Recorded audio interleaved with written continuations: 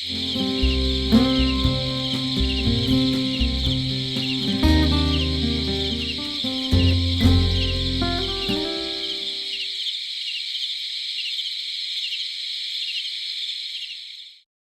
y'all don't know me, I am Lily White, the Becoming an Outdoor Woman coordinator for the state.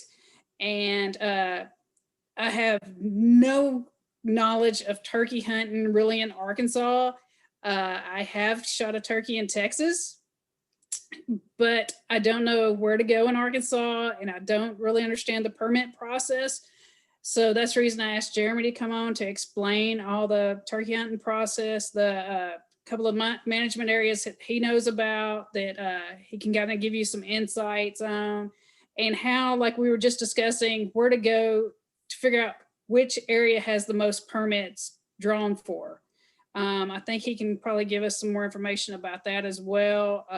And it's online through Game and Fish. They'll tell you which areas are get the most hits for, like Slovak. I know the duck hunt, there was 18 people to 21 people each weekend trying to apply for that area. So that's, you can kind of limit yourself and go to different areas that may have a better chance of getting a permit. So with that, Jeremy, you can introduce yourself and tell us what you do with the agency as well. Yep. So thanks, Leah. I'm Jermey Wood. So I'm Turkey Program Coordinator for the state. So I'm responsible for statewide management of turkey populations throughout Arkansas, public, private lands. I work with a lot of other biologists in the state, obviously all, different educators throughout the state, helping with programs here or there. And we have a group on the ground, the turkey team, that helps me with management on the ground, providing me more of a regional perspective. I have statewide responsibilities, but I can't be everywhere. I don't know everywhere, what it's like on the ground in all these different places without getting out there. So, I rely a lot on other biologists within the agency to provide some of their perspective and, their history with turkeys in the state to help make the best decisions that we can to manage the turkey population. And Leah asked me to come this evening to help you through the permit process, talk about, any questions that you may have. So, I mean, I'm kind of an open book. I can start, go over some of the basics if that's what you'd all like. I mean, just kind of figured we'd play it by ear and see exactly what you were looking for, and I'd be able to tailor, anything to what your interests are.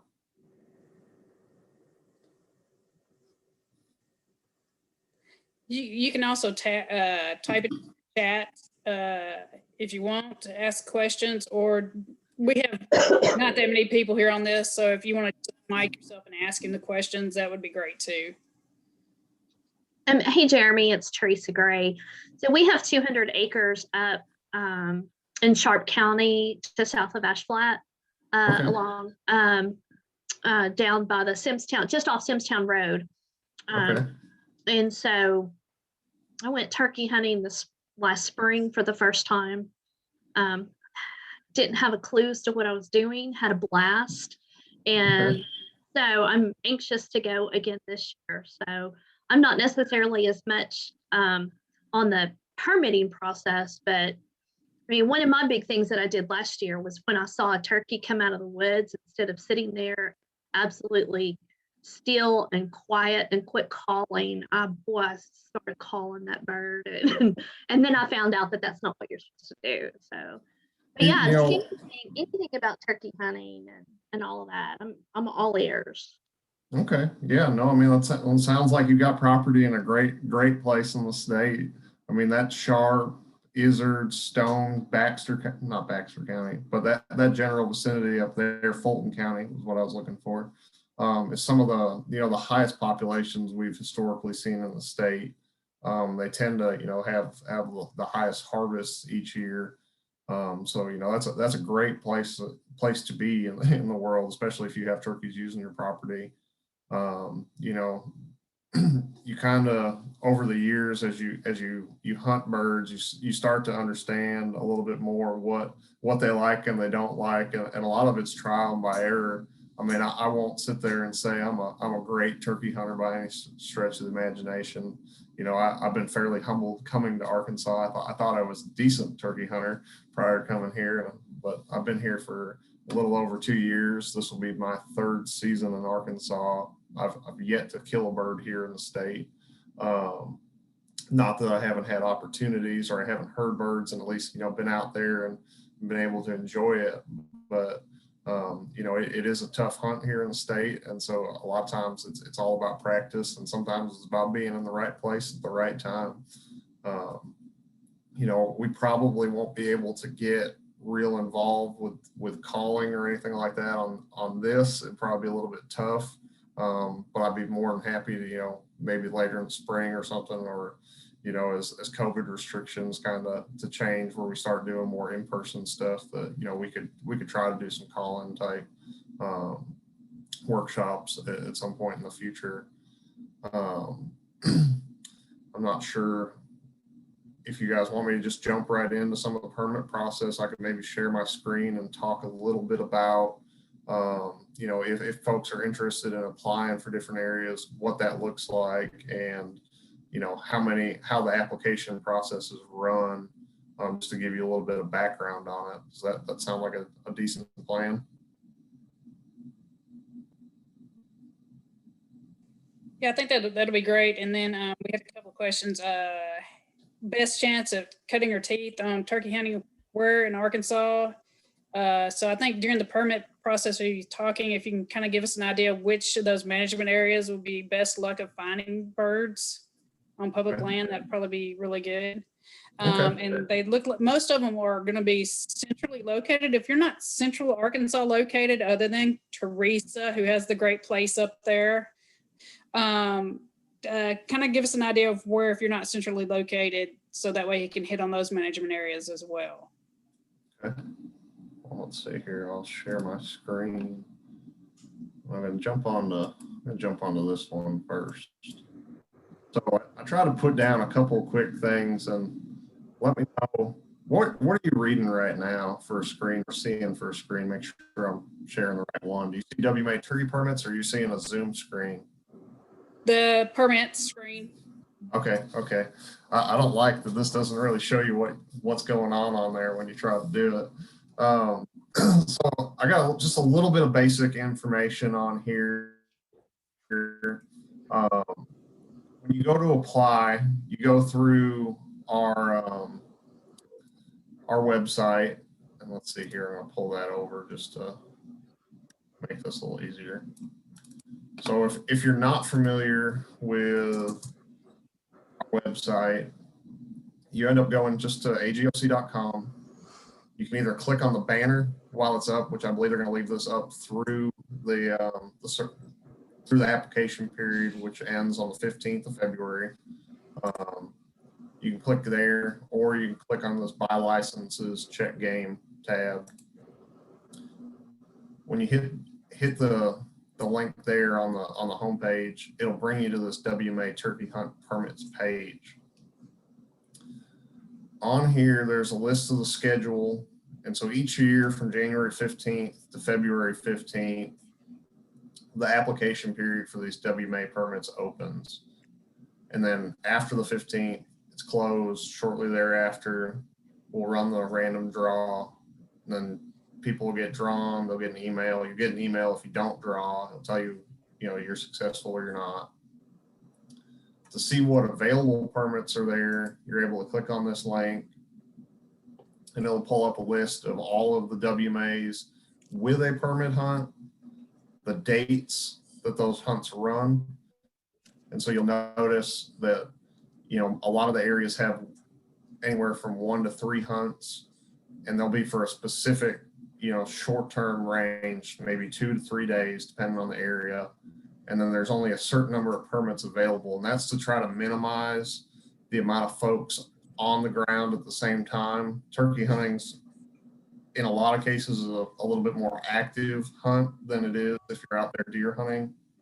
A lot of people like to use the term run and gun. You hear a bird and you start moving towards it. It's not like deer hunting where you might go out, you find a spot that looks really good, and you're going to set up a deer stand. or a ground blind, something that you're just going to sit in one spot and wait to see movement in your area. You can do that turkey hunting, especially if you put in some time on the ground and find an area where there's a lot of sign. But a lot of people, you know, the spring turkey hunt is all about the kind of the gobbling activity and hearing that bird, you know, on the limb or on the ground. So people like to move towards it. And so we try to minimize how many folks are on an area so that as you're moving around, you don't necessarily bump into each other or interfere with each other's hunts, you know, calling the same birds. It's not a guarantee that that won't happen, but it helps reduce that potential for conflict on that area. Let's go back here to this. And so what happens is, you know, you go in there, and if you want to put an application in there, there's a non-refundable $5 fee for putting that application in. It used to be where I think the application period was free, and then the folks that drew a permit will pay the $5 for their permit. They changed it up so everybody puts in the application, and then if you draw, you're not charged a permit fee at that point in time. Yeah. When you get your permit, like I was saying, it's for a specific area and for a specific time frame. So, you know, if it's the first hunt, it might be the 19th to the 21st, something like that. Only the people with those valid permits are supposed to be on the area. There shouldn't be other people just out there turkey hunting to turkey hunt. We do have a lot of other areas that fall outside of these WMA turkey permit hunts that are just open to turkey hunting. So, you know, a lot of our larger WMAs on the national forests, you know, Muddy Creek, Winona, Ozark National Forest, Piney Creeks, you know, all those WMAs are wide open. The only exception is the Sylamore Ranger District on the Ozark National Forest has a 2-day permit hunt on the very beginning of the general season. And then there's a few-day period where it's closed, and then it has a wide open hunt for the remainder of the season from that point on. So, you know, you don't have to draw a turkey permit to go out and turkey hunt if you'd like to on public land. You notice there's 46 different permit hunts on 21 different WMAs in the regular season. If you've got youth that you're interested in taking out and applying for, there's also 16 hunts on 16 other areas. Some of them overlap with the other permit hunts, but that's for the weekend prior to the regular season. And again, most of the rest of the areas in the state are open to youth turkey hunting. When you get into thinking about draw odds, that's always been a tough question, and I get a lot of calls on it. I've had it since I've gotten here. I believe coordinators that preceded me also received a lot of these questions, and it was something that it was really difficult to pull until recently. And so we try to get that up on the website this year to help folks really help them make a decision when they go out there and try to decide where they want to be, or where they feel like they've got the best chances to apply. So if you notice on this turkey hunt permit page, there's a little link up here that says 2020 draw odds. And, you know, obviously we can't tell you what the draw odds are this year until after the application period is, because we don't know how many people put in until the period's over. So when you click on that link, I have it separated out between the special youth hunt and the regular season. And so we'll just zoom in here and look at the regular season. And what you'll notice on the columns, we've got the permits available this year is the first column. And then you're looking at the applications from the previous year to kind of judge what the demand is for those permits. And if you scroll down here to the regular season, you know, you'll see a lot of the areas fall somewhere between 10 and 30 permits. There's a few that have a few more permits, and some that have even less, you know, at 5 or so permits. Areas like this Freddie Black Choctaw East unit down southeast Arkansas, you'll notice, you know, that first hunt, it's only got an 8% draw odds. So if you put in for that as your first choice, you know, you've got a fairly low chance of actually drawing that permit. Whereas some of these other areas, if you put in for a second or a third hunt, sometimes your chance of pulling that permit can be as high as 100%. So sometimes, personally, that's how I like to kind of play the game. I like to try to draw a permit. I'm not as worried about getting out there the first crack at birds, because more often than not, you're looking at a 2 to 3 day hunt. You don't know the quality of folks that are out there chasing after birds. You've got some folks that just every year they're going to go out and they're going to kill a bird. And there's other folks that are getting out there and they're still learning their way around. And, they might, get a chance at a bird. They just may not end up sealing the deal and pulling the trigger on one. So, there's opportunities for birds in most of these hunts. They just may have a little bit more pressure on them in those second and third ones after they've already had some hunters chasing after them. So, this is a tool that you can use to decide what area might have the best odds if you're dead set on trying to get a permit. Almost all of these areas have turkeys on them. Well, they all have turkeys on them, but most of them have decent populations, enough that you're going to have a decent opportunity at finding and hearing a bird out there. Whether or not you get close enough for a shot opportunity or not, is up to the bird and your skill, and sometimes just being lucky and being in the right place at the right time.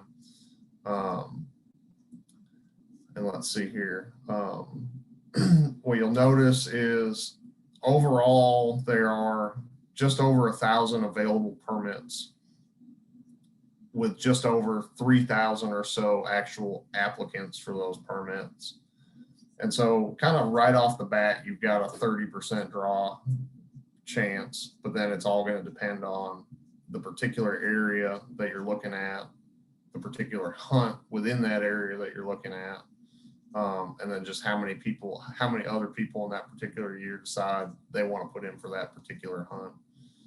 So you'll see it varies from, I think it's as low as 6% here on Madison County up in the northwest corner of the state up near Fayetteville, and then as high, as 100%. The way that the draw works after you put your application in, so you'll have two choices. You'll get a first choice and a second choice within your application. Each of them lists all of the available hunts. But the way it works is it goes through all of the first choice applications first and fills up all of the permits that are available based off of that first. So if all of a sudden, if you got more people that applied than permits were available on every hunt, there's no chance at actually drawing on that second choice. When you look at the odds, you'll notice that most of the odds are 0%. There's just all of the permits have been given out in that first choice round. But there are a handful of options that, if your first choice is unavailable, that you might have a chance to pull a permit with that second choice. I will say that this is the first year these draw odds have been available and for people to see this information.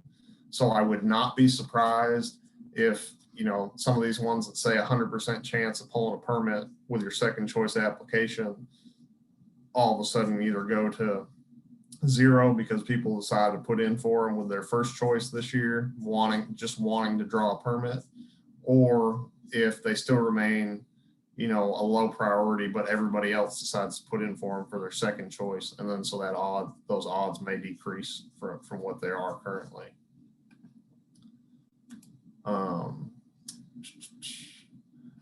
Want to go? Give me a second to pull up that chat box again if I can figure out where it is here. Jeremy. Yep.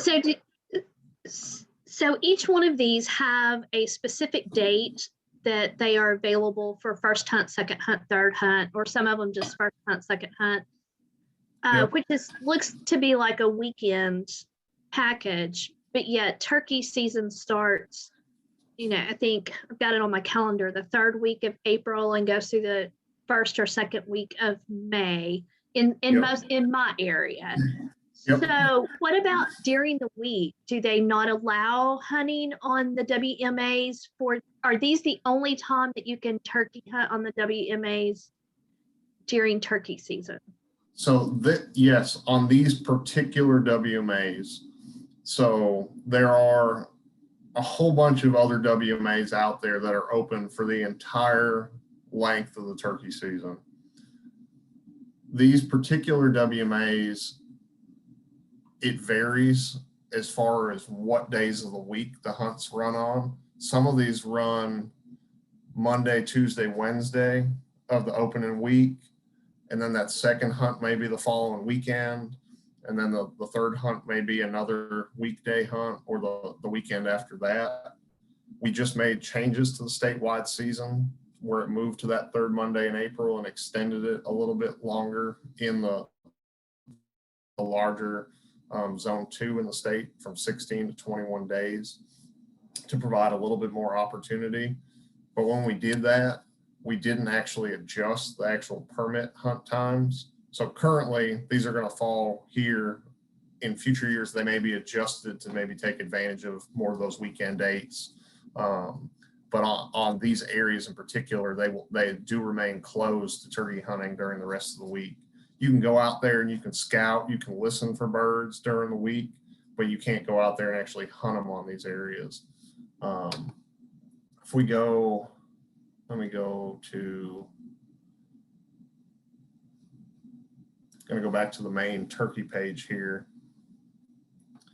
And when you get onto the turkey page for the state, this middle box here of the potential thumbnails, turkey hunting regulations, right now this still shows last year's information. Most of it should be similar, but we're working on the guidebook actually right now, and we'll hopefully have it out within the next month.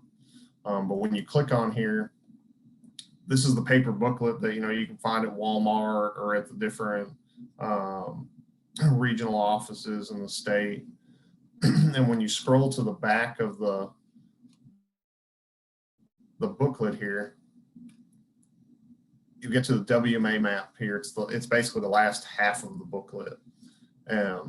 Zoom in just a little bit. And so you'll see the map shows kind of a distribution of all of the WMAs in the state. Obviously, these are pretty coarse, with just these little ovals with numbers on them, but they correspond to the WMAs on the following pages. So that the zone number here following the name is what you're looking at when you see these numbers on the map. But as you scroll through, you'll notice, most of these areas just say youth hunt, April 11th and 12th, firearms hunt, 13th to the 21st. Those are areas that are just wide open. You can go any day of the week during the season and go chase a bird if you can find one. There are some areas that are closed and there's no hunting at all. So there's no permit hunts. There's no other hunts allowed out there. But then you get these areas that have a permit, and where it says permit required, that relates to that list of permits we were just looking at and what the draw odds were. Looking back at that chat box, it looks like a lot of the ladies here are in and around Little Rock, West Little Rock, South Little Rock. I'm in the same area. I'm just outside of where the Bass Pro Shops is here, Shannon Hills, Alexander. So, I moved here 2 years ago and was trying to figure out personally where I was, going to go.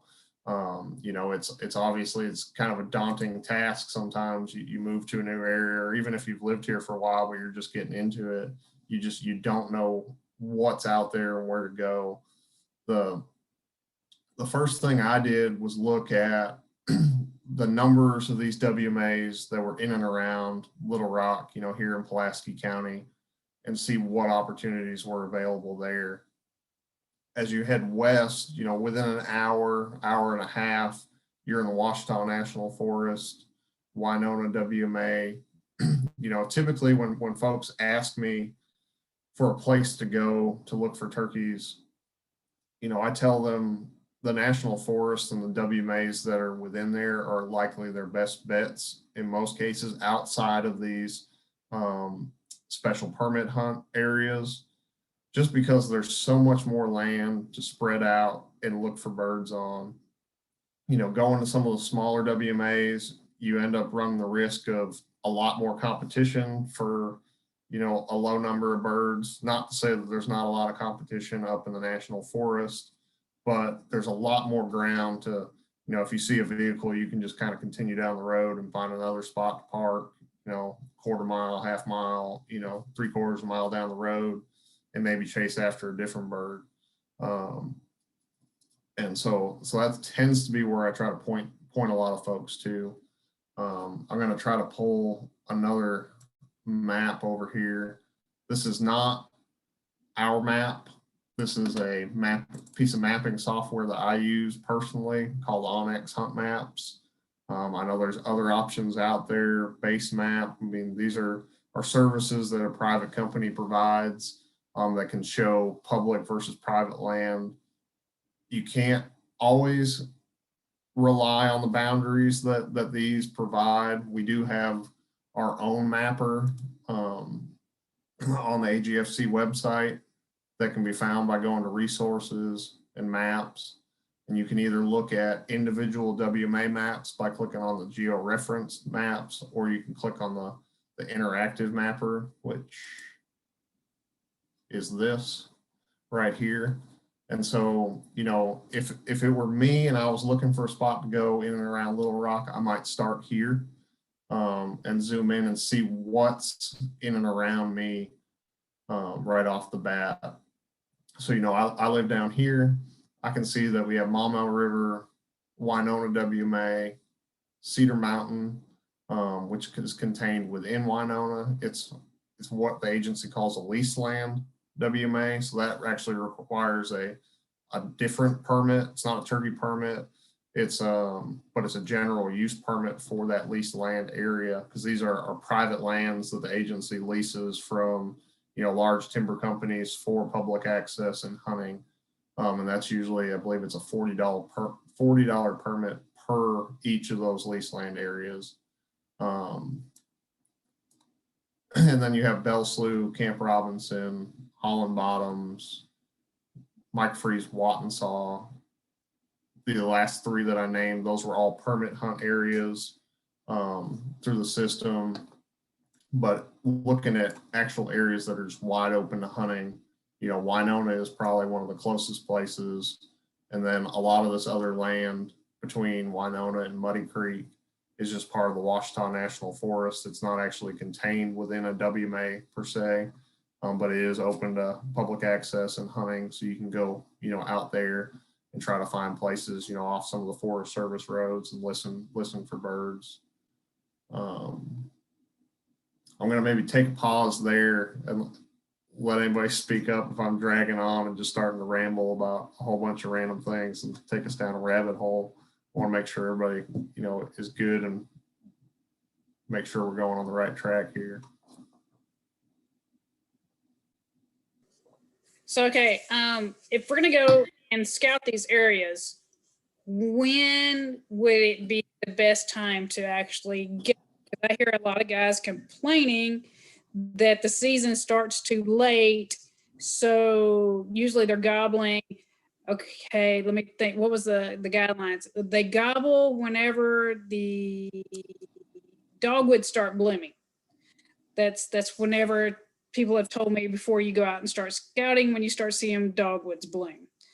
When's the best time to go start scouting? Personally, I say the best time to go scouting is now.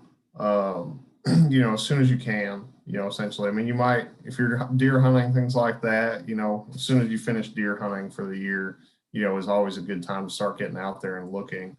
The birds aren't necessarily going to be using the exact same area that they may be using this time of year. You know, your fall and your winter habitat isn't necessarily the same as what those birds are going to use and key in on during the spring and the summertime.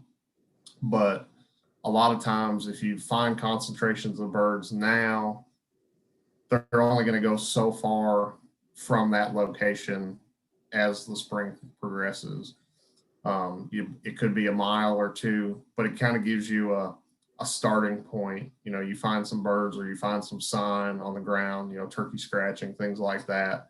kind of gives you this point to start radiating out from to find birds when they're gobbling in the mornings. We've already had birds, on some of these cool, crisp mornings. If you're in the right spot nearby, I mean, there's birds already gobbling on the limb. The male birds, they'll gobble throughout the year. It just starts to ramp up and get a lot more frequent as you get a lot closer to the breeding season, come April, late March into April. Typically the major peak in gobbling activity tends to fall towards the end of March, early April, kind of what they call the first peak. And then you typically see a dip in that gobbling activity when males are actually out there breeding with females.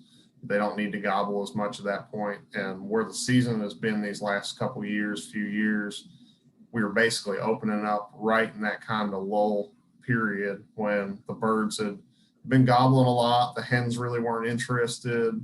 And then all of a sudden the hens started getting interested. They stopped gobbling because they're actually out there just displaying, fanned out, breeding. And then towards the end of the season, we would typically start hearing a little bit better activity. Now the season is going to be timed closer to where our season has ended in years past. And the hope is that we actually hit that period where those birds are starting to pick their gobbling activity up again as they're looking for more hens that haven't been bred yet. And that tends to equate to birds that are a little bit more open to calling, maybe a little bit easier to trick at that time. It can make for a really fun hunt when you're listening to those birds, and it saves you from having those long mornings where you might go out where you've heard a bird in the past, but they're not talking, and you can't seem to get one to strike one up with your calls. So okay, so you have morning time. Do you need to be there 30 minutes before sun up?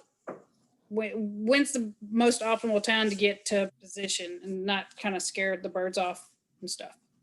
Yep. So when you're out and about, I'm going to pull up this other map again with Onyx real quick. So, personally, when I go out and I'm looking for a spot let's see if I can find that map again.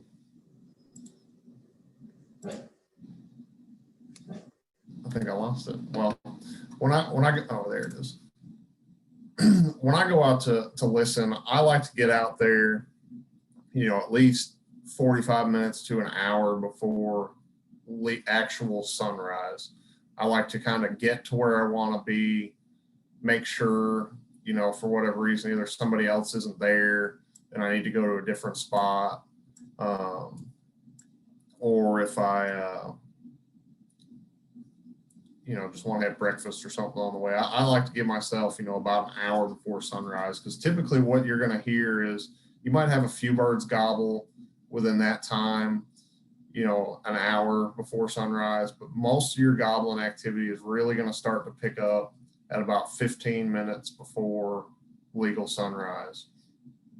You'll start hearing, if you just sit there and you're quiet and listening, a lot of times you'll hear crows and they'll come alive right about that time.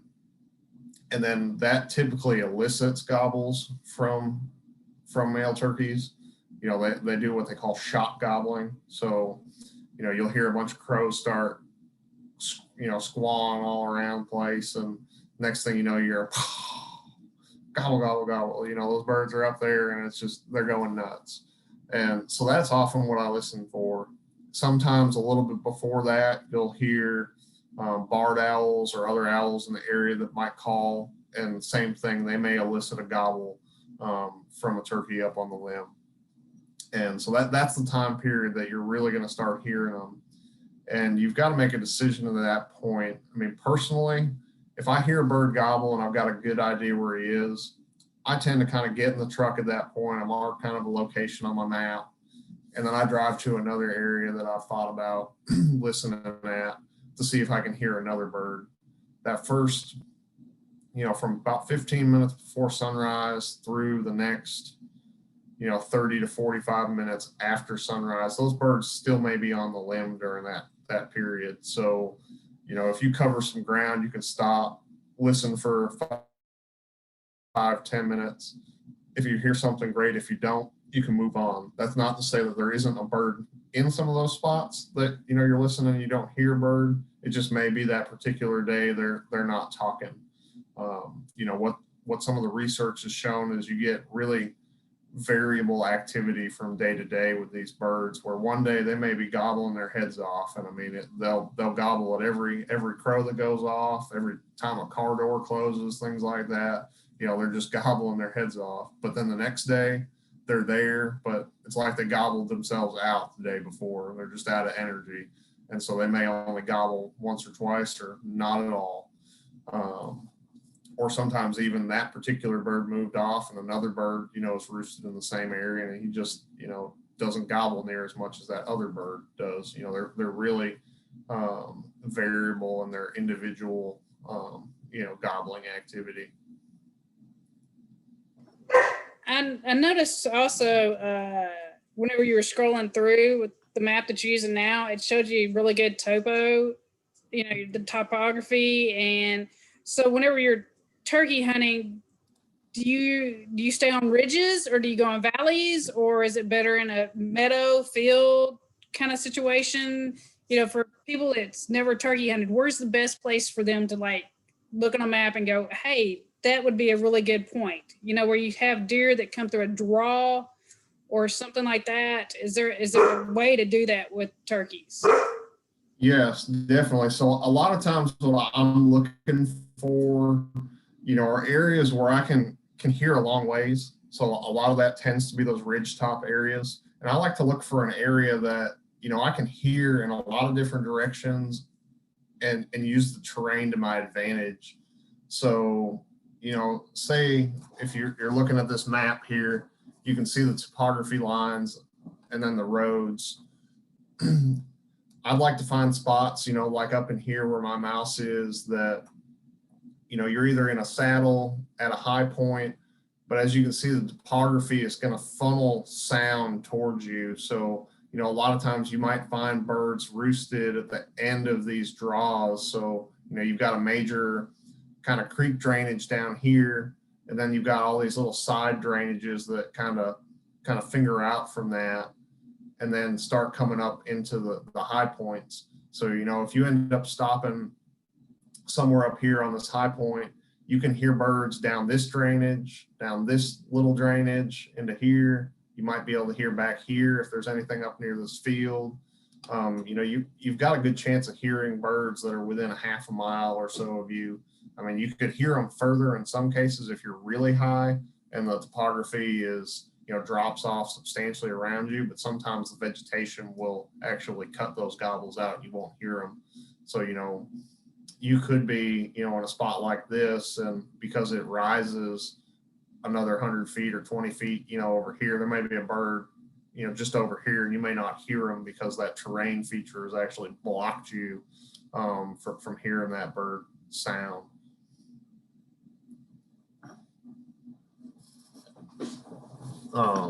So basically you can be a Sunday driver and driving down these Forest Service roads and just stop your car and listen, and that's what you do to find turkeys sometimes in these forest areas? Sometimes you can do that. I mean, there's definitely different ways to go about it. I mean, a lot of folks are going to do this, or they're going to go out and at least start out listening for the road. Sometimes it's looking for areas that are as far away from a road as possible. So you might find, you know, I'm trying to find a good example where, you know, say all these roads right here that are dashed are actually closed roads. They might have a gate on them up on the main road. You know, some people would like to get and just hike out on these ridges and listen in the morning. So, you know, you might have to go to some spot, park at a gate and hike in there, you know, half a mile, 3/4 mile, something like that, get away from where most people are traveling. And sometimes that can make the difference between being successful and not. You know, a lot of times these birds that are roosted somewhere near a road, if you've heard them, somebody else may have heard them too. So, you know, you end up showing up there on opening morning and there's 3 other trucks parked within a 1/4 mile of the bird that, you know, you found. So one of the main things I like to tell folks is, I do this personally. I'll run around and cover a lot of ground, mark a lot of different points on the map where I've heard birds gobble.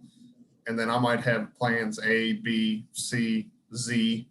You just got to have a lot of different opportunities so that if somebody else, on these public lands is out there chasing the bird, you can kind of give them space and, go try to find a different bird that you've heard in the past and hope that, nobody else has found them.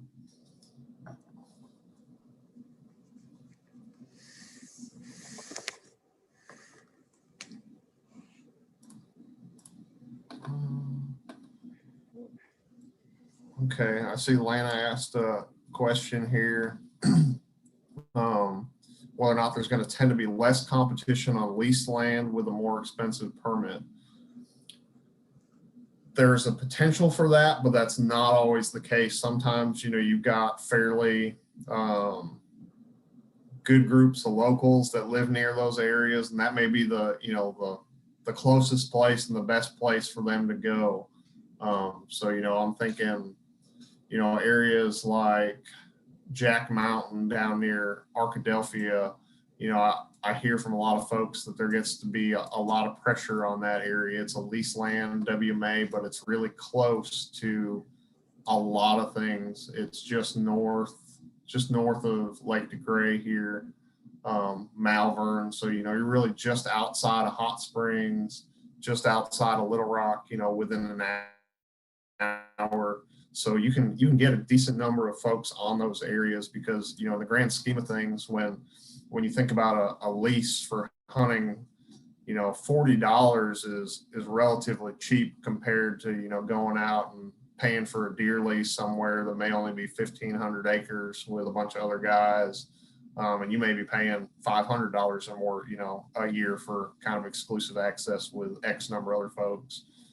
So, I would say it can reduce some of the competition, but I wouldn't necessarily say that it's going to eliminate it on those particular areas. Also, those lease land permits, you can purchase those during deer season and they're good through turkey season, right? Yep. Or do you have to do it for separate times? They're good for the year. So I believe depending on, and during the kind of AGFC's fiscal year, which runs, July 1 through June 30th. I believe those permits run that way. So, if you buy the permit in, say, October, it's going to be good through that next June, I believe. I do not believe they're a calendar year thing or a 365 days from the time that you purchased it. But you would only have to buy it once within that time frame. And then, come that next July, you'd have to pay for it again. So if you want to do that, you can look toward if you want deer as well and not just a turkey place to go turkey hunting. So you're getting two bangs for that same $40 bucks. Mm-hmm. Yep.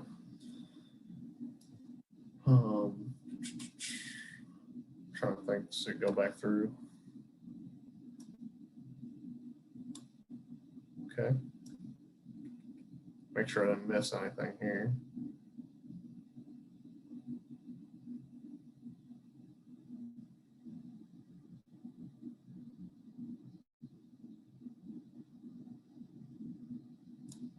Okay.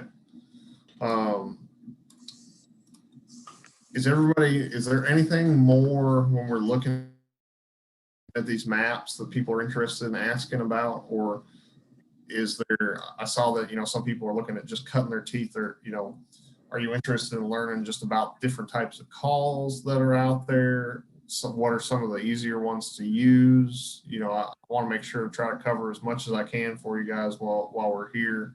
But I don't want to linger on something if I'm just kind of starting to, just going just random tangents for you.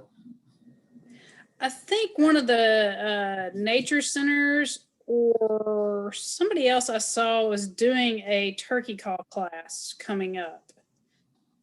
Tara may know exactly which one I'm thinking of. I believe it's one of the nature centers. I'll look and see if I can find it. We've got a couple more questions in the chat. Oh, there's somebody answered. Huckabee tomorrow. That's it. So actually, there's a couple of turkey call things. This is Karen, West Central Fort Smith area. Yeah, there's a Zoom one that will be tomorrow night, but it's full.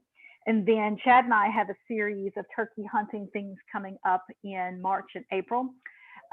One of those will be a turkey call in-person class that Chad will do outside in Fort Smith by that nature center. And then he and I are going to do a Zoom program where we're going to focus a lot more on maps and scouting. And then we actually have a program where folks can sign up, and it'll be very, very limited for like 6 people that we will take out in the field and show some basics about scouting as well in West Central Arkansas. So look for that stuff to be coming out, you know, on the Janet Huckabee Nature Center page, as well as coming out like on the I'll share it on the BOW pages and all. I see somebody asked about Northwest Arkansas, and I see Leon is saying sign me up. So Northwest Arkansas, we don't yet. Jordan was on just a minute ago and her computer crashed and she's not on now. She's the new regional educator for up there. But I do know that we are doing one of those scouting is going to be in the Ozark National Forest. So that's not far for the West Arkansas folks if they want to come down. So anyways, that's my 2 cents on that. And for those of you guys who are saying sign me up, what I'll do is if there's a way for Lee or Tara, do y'all have the folks who registered for this class or have a list of the folks who have this class tonight? Yes, I do. Okay, if you can send that to me, then what I will do is I will send these guys here the information for our classes first before I make it out to the public, because I don't have the ability to sign you guys up at this moment, but I see a lot of people saying sign me up. I will send you guys the direct link before I make it to the public, okay? Okay, I should be able to send it to you tomorrow. I'm going to work from home again tomorrow, but I should have access to all of that here. No problem. I mean, like I said, I don't have it out to the public yet, so we're Okay. good. I'll get it to you. Okay, back to you, Jeremy. Sorry. Okay, hey, no worries. That's all good. I'm excited to see how those all go this year. I noticed that Jessica asked a question about, you know, decoys and what do I recommend. You know, it's really a personal preference thing. I mean, a lot of times, a lot of the birds that I've harvested, I haven't even used a decoy. I found it honestly more effort and more things to deal with than a lot of times I want to. I do have some decoys, some hen decoys. I use a brand Avian-X. They're a little pricier. They're inflatable decoys, like a hard rubber. See the puppy there. But they are, you know, not necessary. You know, a lot of times people put out a hen decoy. Some people put out, you know, strutting gobblers or, you know, Jake decoys with a hen. You can do that. Sometimes it increases your odds. Sometimes it scares birds away. You know, I've only used a strutting Jake decoy one time, and I had a tom walk out to the edge of the food plot, see it, and he turned around and took off the other way.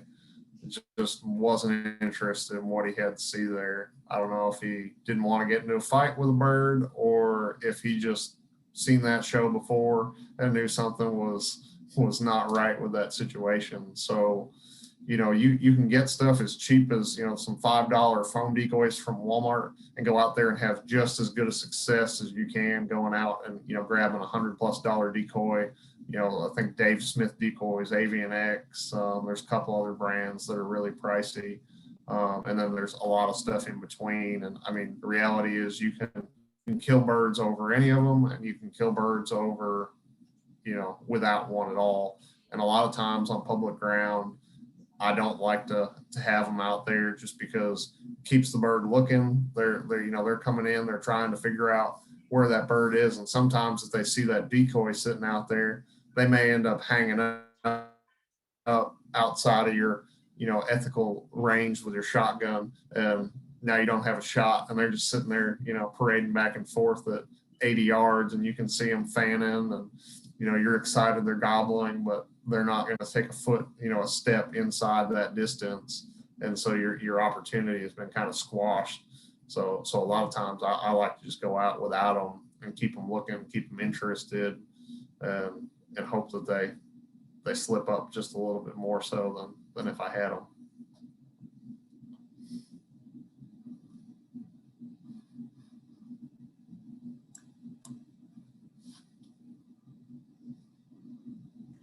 All right, we're getting pretty close to that magical hour mark. Is there any other questions before we let Jeremy go? And really like to tell you, I appreciate you coming out and doing this for us, Jeremy, because like I said, I don't know much about turkey hunting, and I've had a lot of people ask me questions, and I appreciate you giving all the answers to some of the questions that they've asked. Anything else, Teresa? Did you cook cookies tonight? I have not cooked cookies tonight.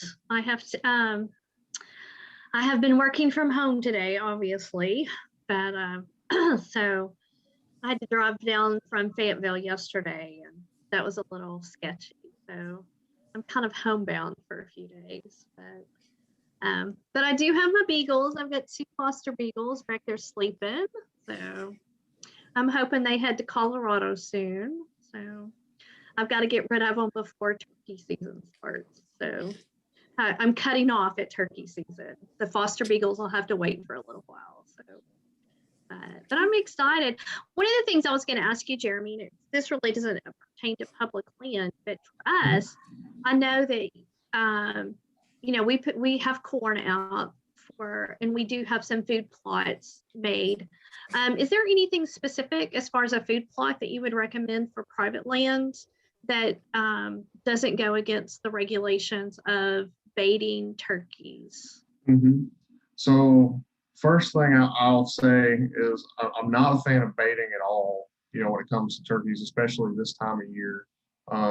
So if you have corn on it, I'd highly recommend kind of keeping it off during the late winter, spring, summer months, because a lot of times what ends up happening, especially if you're not doing a lot of trapping efforts in and around those feeding sites, is you'll get a lot of nest predators, raccoons, possums, skunks, coyotes, you name it, essentially are coming to those feeding sites and are really concentrating those predators more so than they would naturally on the area. So if you can, I would keep it off. I mean, obviously, you've got to have it off the ground within 10 days of the season. Some people keep it out there trying to, keep birds using their area. But a lot of times you've got those predator populations increase. So, turkey season comes around, those birds are breeding, going to nest. And, some of the research has shown that birds nesting in those areas have a much higher likelihood of losing their nest to those predators during that time if that, food source has been there. But beyond that, as far as the wildlife opening, food plots, what you could plant for turkeys, are you looking for an option to actually feed the birds, or to, kind of draw them in as an opportunity to harvest? One of the things that, of course, we do have a lot of turkey population during our deer. We have caught, several dozen on camera during deer season. And so we do bow hunt through the end of February.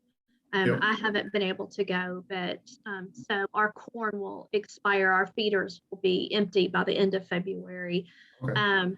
But we do have a couple of open fields that we do plant either soybeans or clover, different types of things like that.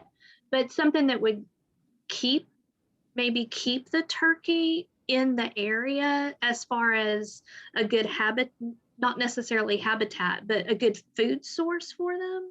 Okay, so often what I see and what I think a lot of people experience, they see a lot of birds on their property in the fall and the winter, and typically that keys me into the idea that, you're providing really good fall and winter habitat. You probably got oaks on the property, hard mass, things like that are really drawing them in. But then come spring and summer, those birds are really looking for more open type habitats or more open woods that have a really developed understory in them for nesting. You know, basically the toms are going to go where the hens want to be. And if you're not providing, you know, an opportunity for those hens to find a place to nest on your property, a lot of times it gets difficult to get those birds to stay put on your land. You know, from a food standpoint, you know, somebody's planting a food plot and they want to potentially have a harvest opportunity. A lot of times, you know, I recommend something simple, you know, clovers, winter wheat, you know, if it does well in your area.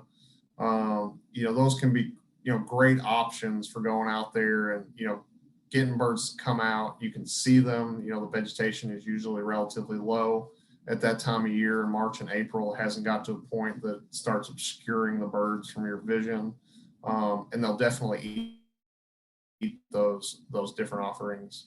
From a native habitat standpoint, you know, a lot of times, you know, you might want to look at, you know, what the timber stands on your property look like, possibly getting in touch with one of our private lands biologists in the state. We have a new one, I believe, up in your region. If you're in, you said Sharp County, I believe that will be Calvin Wakefield. I can get you his information, or you can reach out. I did put my email and my cell phone number here in the chat box for folks in case you have other questions after we get off the call tonight. But having one of those private lands biologists out, and sometimes if I'm available, I'm always, you know, able to try to join in on some of those conversations, get out there, meet with folks on the ground, and provide some recommendations, you know, from my perspective as well. But, you know, finding opportunities to thin some of that timber to get more sunlight in on the ground can be a really big help, in addition to just planting within those open field systems, providing food that way.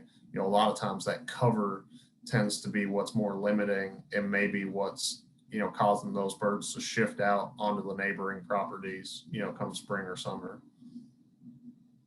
I think one of the most exciting things that I've seen up on our property is looking out the window one day and seeing little baby turkeys.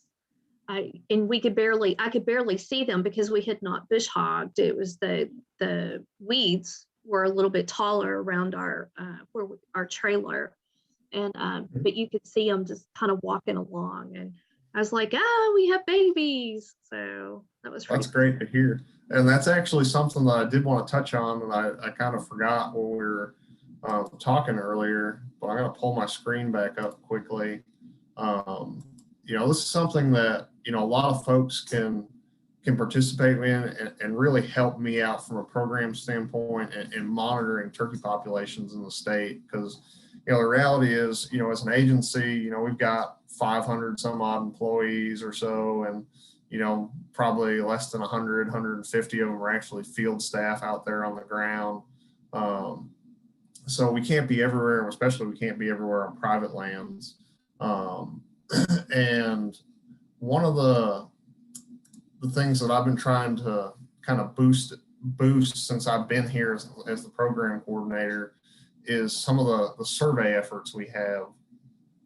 So if you go on to agfc.com and you go to the turkey page, which can be found by clicking on hunting and scrolling down to turkey, you'll notice either a little link right here that says game bird surveys, or there's a thumbnail here when you just click on the turkey page itself that says turkey surveys. And we have two different options out there for folks that are willing to participate. We have a spring gobbler hunting survey, which is really specific to, you know, your efforts when you're out on the ground scouting and hunting turkeys. You know, it asks simple questions about, you know, the general ecoregion you were in, and all this information is in the booklet as far as where those areas are. And then whether or not you're on public or private ground, and then the number of turkeys you've seen, you know, whether or not you saw hens or gobblers, whether it was raining, you know, within the last couple of days, things of that nature. And then we also have this annual wild turkey and quail population survey, which is really the more encompassing one, and one that I look at the most for things like reproduction each year. So, you know, when you're out there observing during the summer months and you see young, you know, running around in the pasture, or that information is really critical to help me understand what reproduction looks like each year. You know, these game bird populations, quail and turkeys, are really reliant on that summertime reproduction. And so the more observations we have of all turkeys, you know, whether or not they have young or not, are really great to have. And then the ones that do have young are really important because, you know, we get to have a better understanding of just how good that hatch was that particular year. And like this past summer, we had the best hatch we've had since 2012, 2013. We're not quite to where we want the numbers to be, but they've improved considerably over what it was the last 2 to 3 years, which were some of the lowest reproductive years on record in the state. So when you have low reproduction, you're going to have low harvests followed beyond that. This year, because we had really good reproduction this past summer, this spring, I don't really anticipate our harvest to really jump up a ton. We have extended the season slightly, but you're only able to harvest one bird in that first 7 days. So I kind of expect those to really balance themselves out. But because we didn't have really good reproduction in 2019, that harvest is probably going to be stable. It may even decrease a little bit. But come spring of 2022, with the really good reproduction we had, you know, the jakes that are going to be out there this spring that aren't available to harvest, you know, you've got to harvest an adult male gobbler when you're out there. Those birds will then be basically recruited into the population by 2022. And I anticipate that we have probably a pretty good spring that year. So these are really, really helpful if you're interested in participating.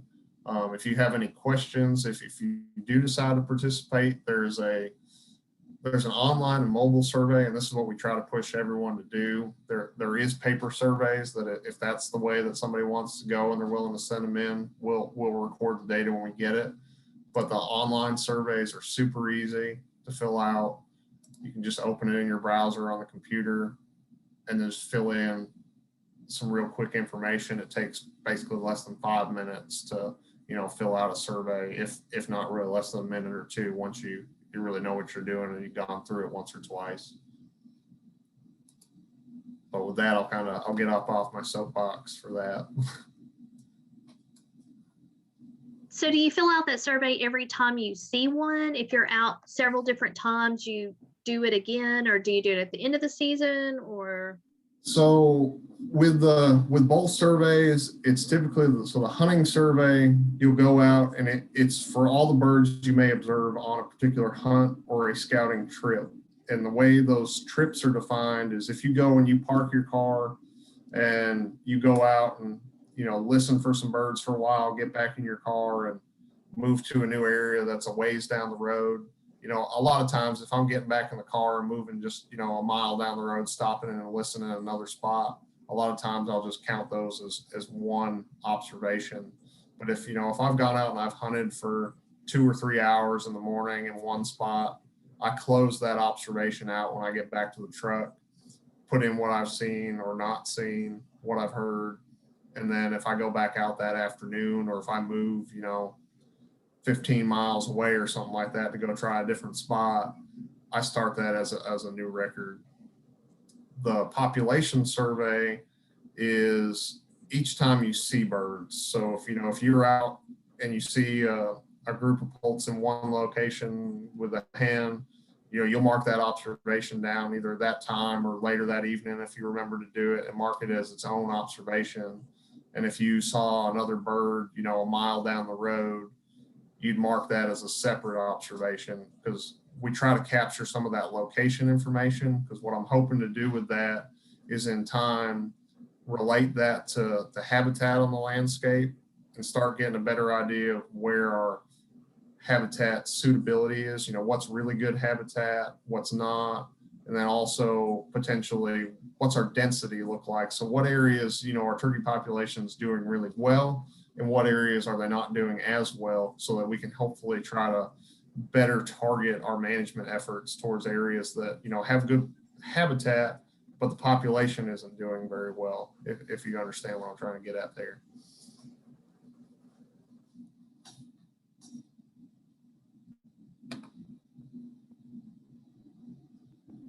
Did that answer everything you were looking for, Teresa? Yes, thank you very much. Okay, no problem. I noticed Leanna asked about the turkey stamp. That is a voluntary stamp. It is not required to hunt turkeys. All that is it's essentially a donation that you can put in for if you want to help turkeys in the state. You know, our turkey populations at one point, you know, were estimated close to a couple 100,000 birds in the state. We're probably looking somewhere around half that, maybe more. It's really tough to know exactly how many birds we have in the state. There's no real survey method out there to actually estimate a true number. We look at harvest and try to gauge that that harvest level on what the actual population is trending like, and estimated about 10% of that harvest, or harvest represents 10% of the population, is kind of this coarse metric we use. So, you know, if we have 8 to 10,000 birds harvested, we estimate we got about 100,000 birds in the state. But that stamp, what it does is all the funds that are generated from those sales go right back into the turkey program, so we can put more habitat work on the ground, because unfortunately nothing's free. Going out there and trying to, you know, get some of these projects to thin timber or open up some of our open land habitats that have been encroached by woody vegetation that, you know, we just haven't either been able to get a good fire regime in there to keep it knocked back, things like that, that this money will go to habitat projects throughout the state on, you know, different public lands, whether it's game and fish owned, forest service, you name it. We're going to try to make sure that we kind of fund the best projects that we can out there to put better habitat on the ground, and hopefully see some positive changes in turkey populations on those areas. If you haven't been out to like Bell Slough and even the SUA, they have some places where they come in and they thin the timber down, and there's trees down everywhere, and you're like, why did they do that? Jeremy just explained why they're doing that, and that does cost a lot for them to go out there and pay for people to go out there and cut all that timber down. And a lot of times that timber can't be used for other things. We can't sell it to the timber company because it's not big timber, so that's not an option. So this is how we recruit some of the money back to help facilitate and go further and get some of those wooded areas thinned, so the sun does reach the ground, so it does have more forage and food for the turkeys. Yep. Yeah. The first time I saw it, I was like, oh no, what are they doing? And then they explained it to me, and I was like, oh, that makes sense. Yeah. It's really tough in a lot of places that sometimes, you know, when you walk out in the woods in a lot of places in Arkansas, you know, you'll see some good sized trees that are, you know, maybe 10, 12 plus inches in diameter. And then you've got a ton of timber that might be, you know, less than 6 inches in diameter, filling up all the space in between.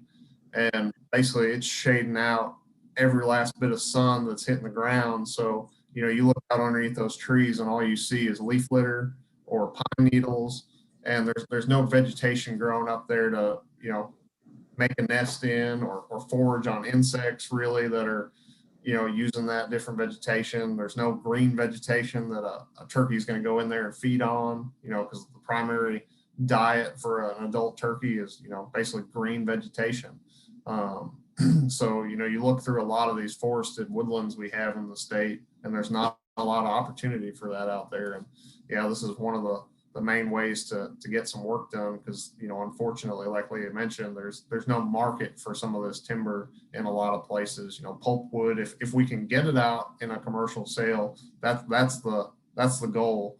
You know, if you can make a little bit of money and get, you know, the habitat and the condition that you want it in, that's you know, the perfect scenario. But in a lot of cases we don't have that, so trying to, you know, find ways to fund projects and get in there and open it up is what we've got to do, and a lot of times we've got to pay for that.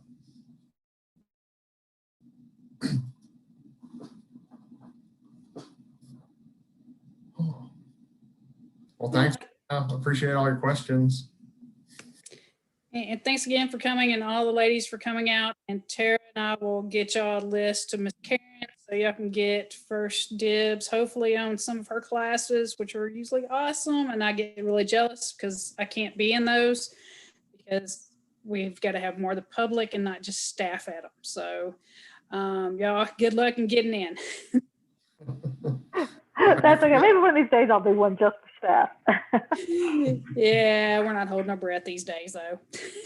Yeah, and if anybody else has know. any more Yeah. questions after this, feel free to, if you didn't get my email up there in the chat, and you don't have it after this, I mean, it's plastered, I think, around on the website, but if not, get in contact with Leah or Tara, and I'm sure they'll be able to pass my info along, and feel free to reach out if anything else comes up after the call. But great questions, ladies, for him. I appreciate y'all interacting as well. Thanks, Jeremy. And then Lee, if I get in on Karen's class, you're welcome to come over and sit in the corner, and watch. So I wish. Oh my they God, just you guys are don't- great. just put your phone up and I'll just watch it through your phone. How about that? I can FaceTime you. We can do that. Okay, that'll be great. Yeah. So, but thanks for putting this together, Lee. It's been very good. I really enjoyed it. So I'm glad. Keep looking out. We have some more classes we're fixing to post pretty soon. I think I as well. signed up for the bass, the white bass. Isn't that the last Yes. posted, Tara? So Yep. we have- Yes, you and about, I don't know how 47 many other people. others. I haven't Yeah. even looked to see who's on the first 8 yet. But yeah, there's plenty. All of I our know. One of stuff these days you're going to start bumping me. I know. It's is, like, oh, well, no. we usually Yeah. take the first 8. Usually, so. And if we have enough, we'll do it twice before the run's over. So it's kinda There's like night enough. fishing. I think like 4 signed up. I had 4 or 5 today alone signed up. So they're Oh, wow. still signing up. Okay, we may have to have 3 classes. And the night fishing's real popular too. I think I signed up for that one too. So, yeah, we've got a couple of more things that are fixing to come through the pipe too as well. Awesome. Yeah. That's great. Yeah, there's going to be a turkey calling class too in the big weekend in April. Oh yeah, we're having a spring BOW. Sign me up. Yeah, It's the gonna second weekend in April. second weekend. Yes. Okay, because turkey season starts the 19th. Yeah, we're doing the youth season. We're actually that's the weekend. Yeah, it's the 9th, 10th, and 11th, and that's Saturday. I think she's doing it Saturday. There'll be a turkey calling class. Awesome. That's great. It's going to be at Pettigene. Oh, I love Pettigene. I think there's another class also going on at Pettigene too. She's going to do a fly tying after she does turkey calling. When are you going to publicize that, Tara? Not till Can I I have send it you all an put email right together. now? I can send you an email right now, right? Yeah. I'm still working on all the. I just got some more class write-ups that I got to get in there to get her class catalog, but it won't be too much longer. Jeremy, this is what we do. We just sit here and talk and we find more programs that we need to add to our group. Hey, no, that's great. I'm interested in half the ones you said that you were doing. That sound like Yeah. Well, thank you. The newsletter has become more popular than I could have ever imagined it would be. Jeremy's also wildlife management, so he usually is not privy to what education does. We live in our own little hubs, so we don't know all the time what they're doing. They don't know what we're doing. So when we do these classes, Jeremy's like, I'm sure when Karen listed all the things that they're doing up there, he's like, what? Y'all do all this stuff? And most nature centers do these things and they don't have a clue that we're doing it. So it's a gift for him. yeah, but no, I But I got appreciate you Jeremy guys in on the looping call, me but- in on all these because I mean I'm more than happy to participate. So just, Yes, Lana, I will add you to the email list. So, but all right, ladies, I think it's time for Jeremy to get off. I'm sure he's like, it's past somebody's bedtime, I'm sure. Okay, maybe mine. Mine. I know it's Tara's. So y'all I've got have to a let good the dogs evening. out.